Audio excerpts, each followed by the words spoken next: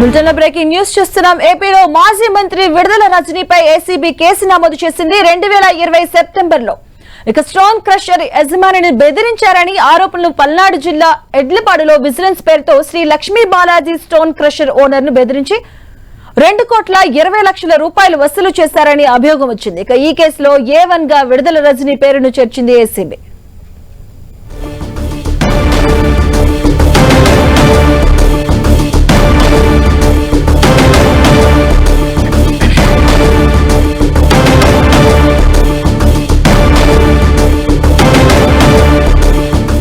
ఏపీలో మాజీ మంత్రి విడుదల రజనీపై ఏసీబీ కేసు నమోదు చేసింది. దానికి సంబంధించిన బ్రేకింగ్ న్యూస్ చూస్తున్నాం. 2020 సెప్టెంబర్లో స్టోన్ క్రషర్ యజమానిని బెదిరించారంటూ ఆరోపణలు ఎదుర్కొన్నారు.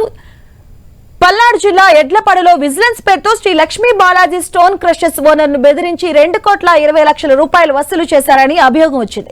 ఈ కేసులో A1 గా విడుదల రజనీ పేరును చేర్చింది ఏసీబీ.